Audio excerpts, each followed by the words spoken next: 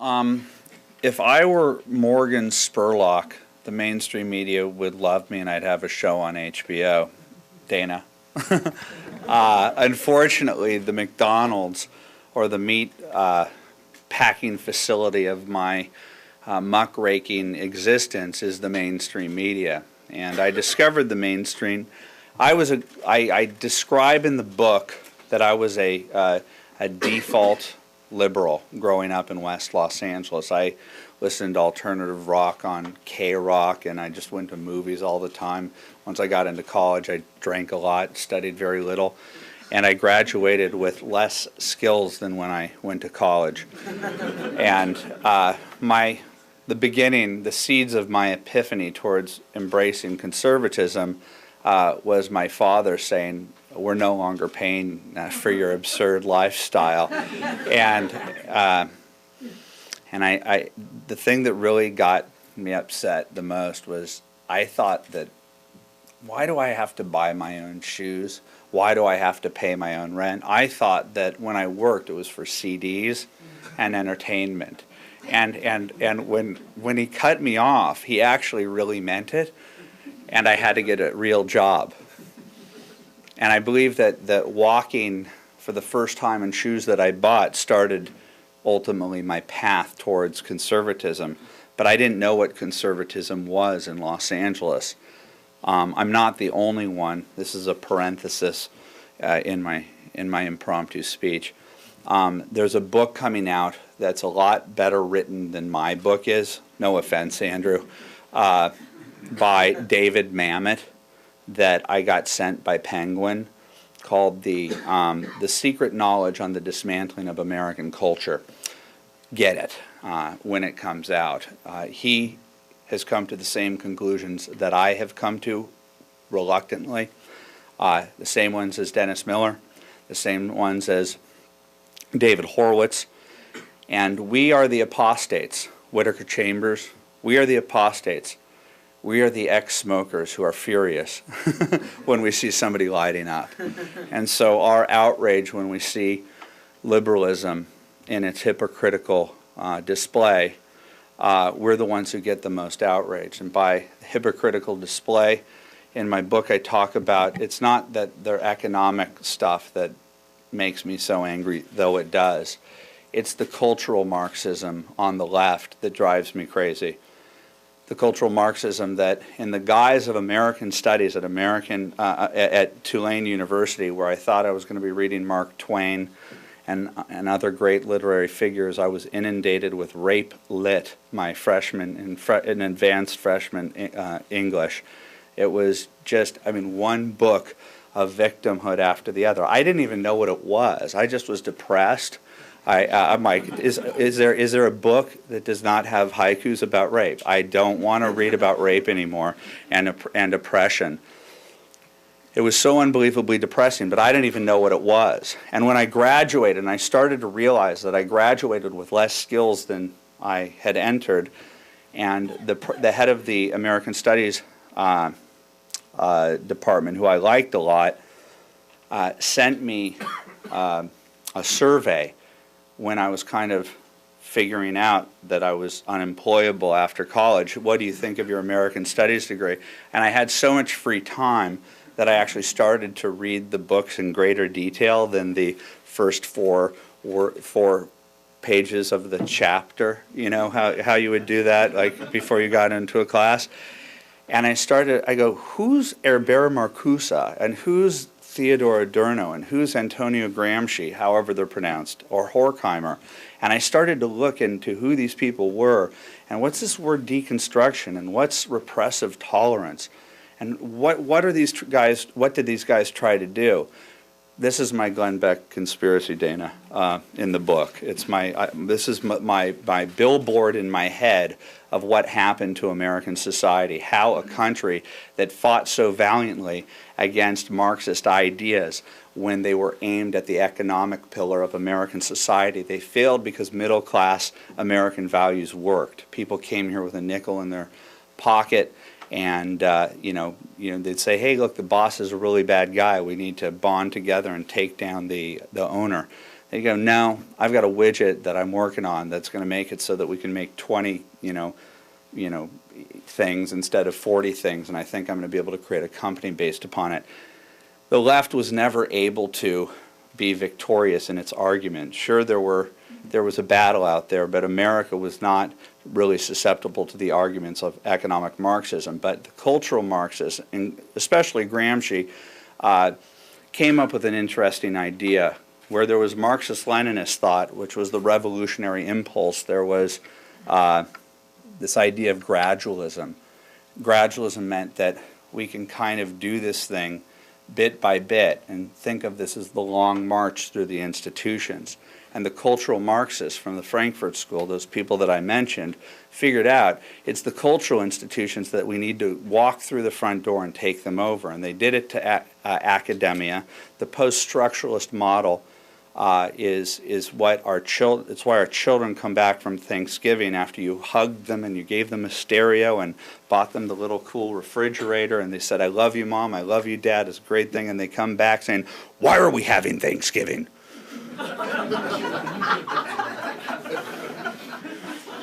Mom and Dad, you're oppressing Native Americans. It's why we have Whole Foods. We can't just buy crap that we like. We have to be reinforced that we're saving the world while we're buying that I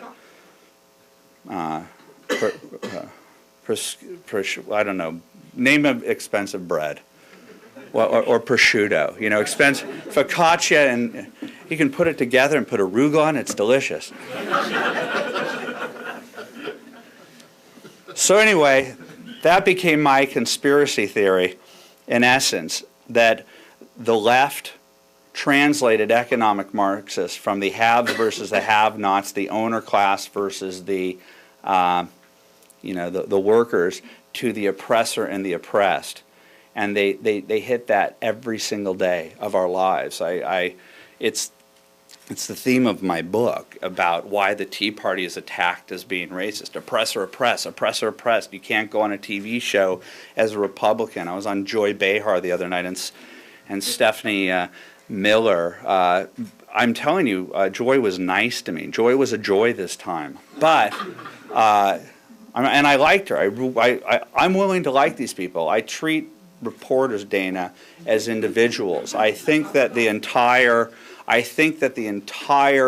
racket stinks to high hell in its use of objectivity and neutrality as the cudgel.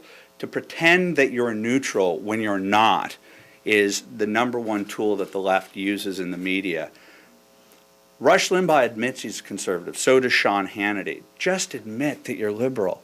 Like God send Keith Olbermann and God send Rachel Maddow. I don't have a problem with those people. I don't. Because at least they're honest. At least the Huffington Post was honest about where it was coming. I created it, by the way.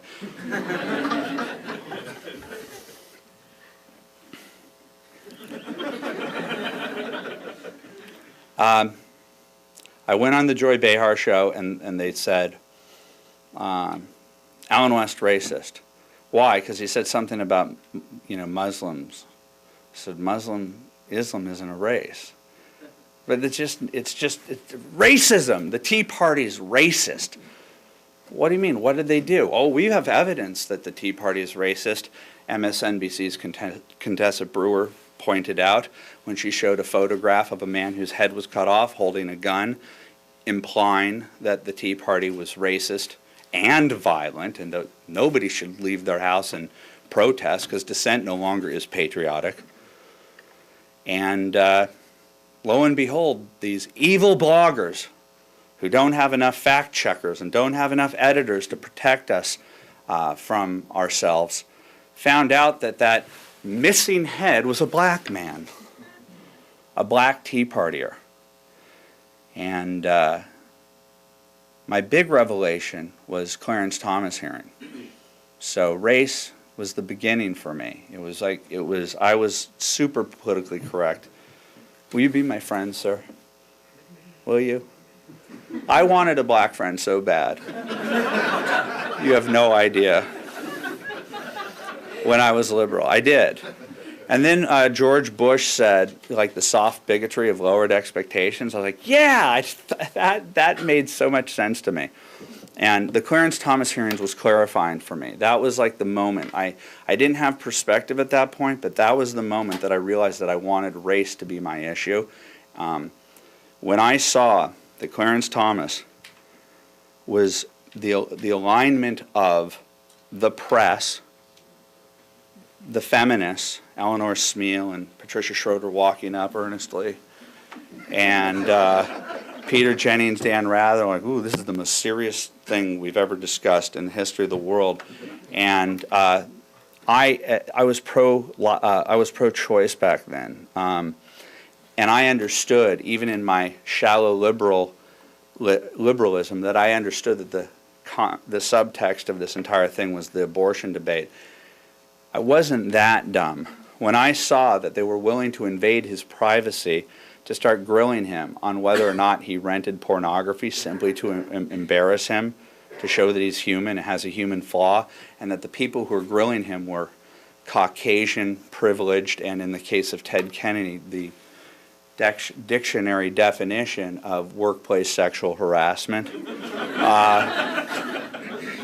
I started to go, okay, I was rooting to take this guy down, and then when I heard people, when I saw the I believe Anita Hill bumpers, I believe Anita, I believe Anita what? That in 6 years of work, or 6 or 5, I didn't fact check it, but in working with him for years and years and years, she went job to job to job, rose through the ranks, got raises, and the worst thing that ever happened was he said that there was a pubic hair on a Coke can.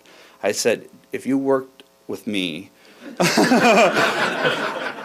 by lunchtime, something worse is going to be said.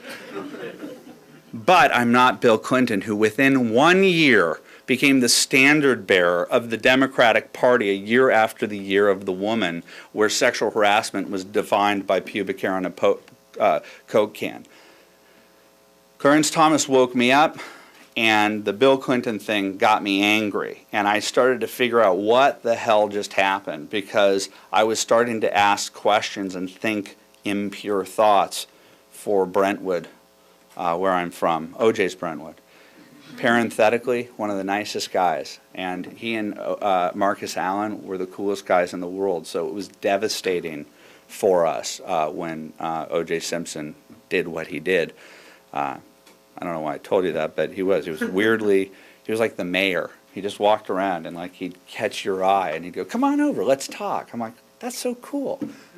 The Jews just talk to me.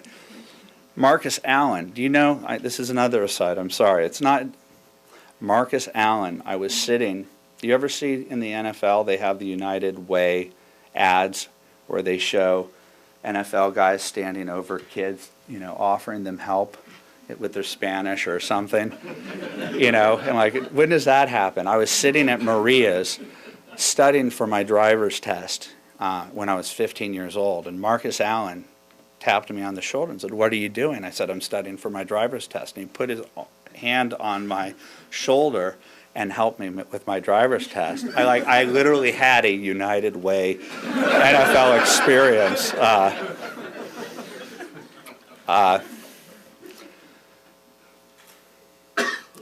My battle is with what I call the Democrat media complex. I think that the solution, and we're moving towards it, and we're just in a feisty adolescent phase of this new reality, is the British newspaper model. I read The Guardian and the UK, the Guardian and the Independent in the UK, and it's a left-of-center. They're left-of-center publications. Sometimes the Mother Jones or the Nation magazine, with their monofocus on corporations as the society's ills, comes up with some doozies. And I know that it's left-of-center, but good reporting is good reporting. I'm much more comfortable in a world. Dana, for a period of time, were you an objective journalist? Because now it seems like you've come out as you're a biased journalist, like you're coming from a left-of-center point of view. Did you make it like an overt transition? That's just my personal perception. I'm not trying to isolate you for mockery. I'm just asking you. Should I have a rebuttal period? Yeah, yeah, absolutely. I'm an op-ed columnist now. That's right. But back when you were the objective neutral journalist, there's not a person in humanity who thought that you were that you didn't have a point of view, that you didn't have. Everybody has a point of view. That's right. I'm totally comfortable with that. And there's maybe 3 journalists that I've ever dealt with that don't have a point of view. I don't care if people are left of center.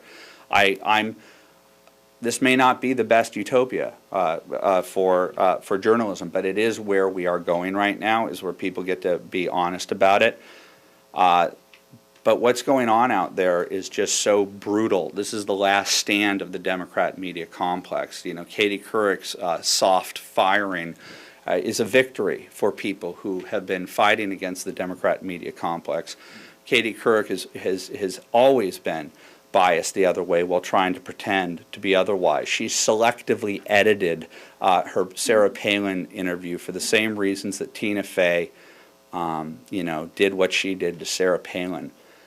What the NAACP did to Clarence Thomas by not defending him is the same thing that Katie Couric and Tina Fey did to Sarah Palin. They needed women to deliver the fatal blows to her as she rose in popularity the day after Barack Obama did his Invesco speech. They saw that this woman had a pop culture appeal, and they had to destroy her, and it started on day one.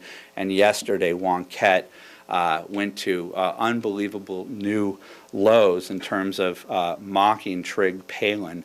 That's a continuum. This isn't an aberration. It's a continuum that Sarah Palin, her children are on limits, and President Obama's are off limits. The contradiction is the double standard, the hypocrisy that's laid down by the mainstream media. Since I have an opportunity, because I probably don't have that much time, I'm going to transition to my big issue. I said it's race. It's the oppressor-oppressed thing.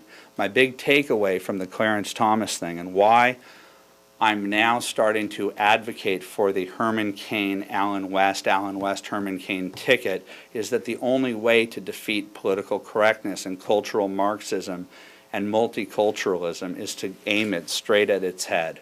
And I believe that Herman Cain is a good and decent man, and I believe that small business is in this country is the embodiment of what the problem is in this country, is that the government is at war with small business, and he understands small business. Allen West, national security. So it's not just a novelty ticket, but we have to defeat political correctness. We have to defeat the Democrat media complex's reflexive use of race in order to, as a cudgel to use against conservatives, which intimidates good people from standing up, running for office, becoming media figures because they're fearful of being called a racist, a sexist, or a homophobe. It's my big issue. So last year, in defending the Tea Party, starting with the Contessa Brewer smear, just an act of malicious media at its worst, the Tea Party is this juggernaut. It's hurling forward, and the Democratic Party is about to face a Monday after the Sunday in which they voted on the health care bill, with the Tea Partiers set to protest on Capitol Hill on Saturday, the day before the vote. And I start seeing tweets saying that that Barney Frank was called a negative word for being gay. And I heard that members of the Congressional Black Caucus were called the N-word. I'm like, well, that sounds horrible. They finally got what they've been looking for. What do you mean by that they've been looking for? CrashTheTeaParty.org. What was CrashTheTeaParty.org? It was created because they wanted to create the perception that the Tea Party was racist. And when they couldn't get it, they tried to manufacture it. And people would go to the Tea Party's coffee party people dressed as Paul Revere, but holding a noose or acting like they're a Nazi. And an interesting thing about selective editing, John Podesta's operation, think Progress, took a video that featured a Tea Party person escorting out one of the fake Nazis. But they cut out the escorting out part.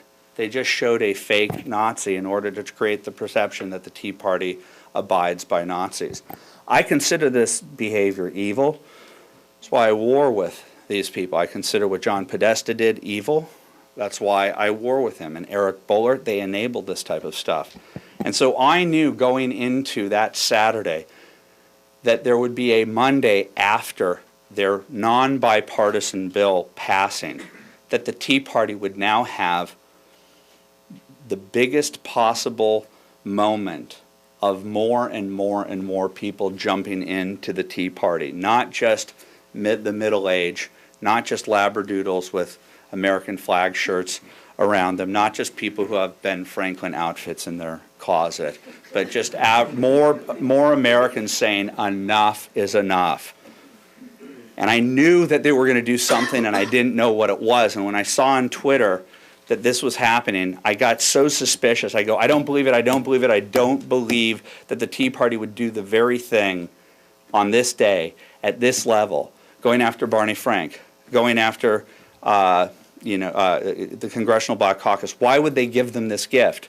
And then I started to do research when I found out that Nancy Pelosi was walking through the crowd with an incredible shrinking woman gavel, like 10 times larger, okay?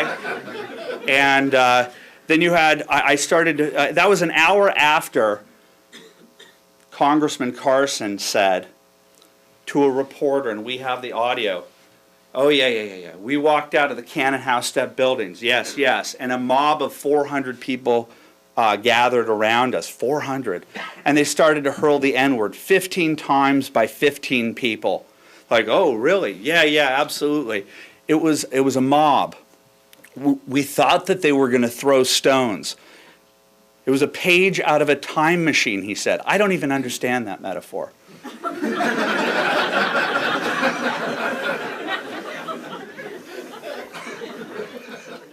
And he said the police caught wind of it and they got us out of there. Okay? That's a descriptive thing, don't you think?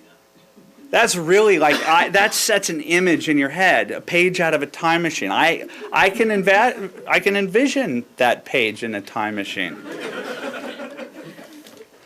And Li Feng said, I was standing over there, I knew something was going on. And then McClatchy Papers said, oh yeah, it absolutely happened. And Emmanuel Cleaver said, yeah, I was there. And then John Lewis asked about it, said, I've gone through terrible times. So you could tell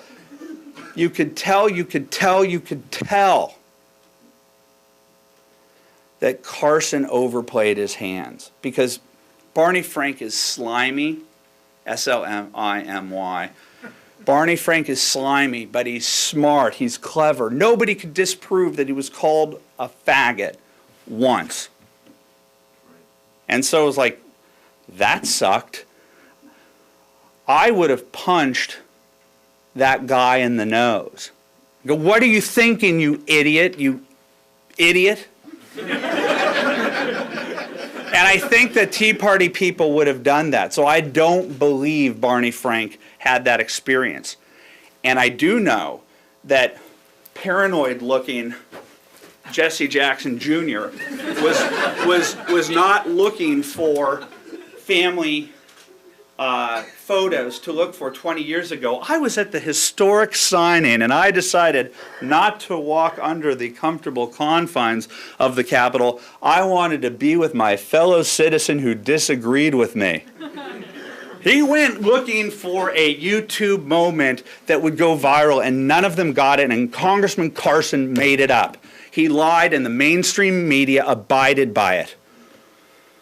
And I started to put together the pieces, the big gavel, the stupid over-description of an event that didn't happen, where no Capitol policeman said that this happened. No videotape emerged during that period of time. And I said, I'm calling bullshit on this. And I offered $100,000 for any video that showed not once, not 15 times, once. And you know what happened? They shut up. They go, yes, it happened. It was the worst thing that ever happened in the world. George Stephanopoulos is, oh my God, the Tea Party, they're the worst people that ever happened in the history of the world. We're racist. We knew they were racist, but it happened. It happened. It finally happened. That meme died when I offered the $100,000. It died. But then Jesse Washington of the Associated Press called me up and made the argument that the absence of video does not mean the event didn't happen. You people! It freaked me out, and I was like, what can I do? What can I do? What can I do here? And so I said, okay, let's find the video. Let's find it. And we found 4 videos from the exact space that Carson said it happened, the exact space that Jesse Washington said that it happened. 4 videos, and you see them walking out of the Cannon House step buildings. Congressmen Carson and Lewis. And walking a beat behind them, checking his cell phone, is Caucasian American John Shattuck, former Republican congressman from Arizona. And they walked down briskly down the steps. And it didn't happen. Period. I have 4 videos that prove that members of Congress lied, and the mainstream media abided by it. And the mainstream media will not show those videos because the narrative is too important to them. They need to destroy the Republican Party and the conservative movement based upon the issue of race. Now, do you know why I want to bring Herman Cain and Allen West into this? Herman Cain and Allen West and Tim Scott won not because of black support, because of white Tea Party support. They had historic wins. Imagine being a black candidate where you're not a Democrat. The only way to win is to have absolute Tea Party conservative support, and they won, despite the mainstream media insinuating these people are Uncle Toms. My revelation as a hippy-dippy party boy who just wanted everybody to get along kumbaya style in L.A., who had the shallowest form of indoctrination you could possibly have, all I wanted was people to get along. I'm from Rodney King, Los Angeles, okay? I do not abide by liberalism that embraces a multiculturalism that pits white people against black people, Hispanics against white people, gays versus straights for political gain. I do not abide by a liberalism that tells a black person or a Hispanic or a gay person that they can't be a conservative. That's where I come from. That's my battle. Am I a journalist? I don't care. I don't care what your definition is of what I do. The media, that's their big deal. Are you a journalist? You're an activist. I go, well, the stuff I've reported is reporting. But when I get so pissed off that the mainstream media is acting in bad faith and many times in an evil fashion, I'm sorry if sometimes I get angry. That's what I do. I'm happy to have this book out. I'm not doing this for the money. I have a mortgage. And I have 2 house payments. I mean, a mortgage and 2 car payments. The last 2 years have been brutal. I've been called a racist more times than you can possibly imagine, when my entire reason for being is to end racism and to make it so that black people and Hispanics in this country have the freedom to think like they want to think. So I'm going to continue doing what I'm going to do. And the good part about what I do is I'm a Pied Piper. And I like to find other people who feel the same way, who are righteously indignant like I am. And we're living the most exciting times right now. It's the most exciting times in the history of media, where every single person in this country can't just have a Drudge Report front page with links, but that you have the ability to record history and to go against the narrative.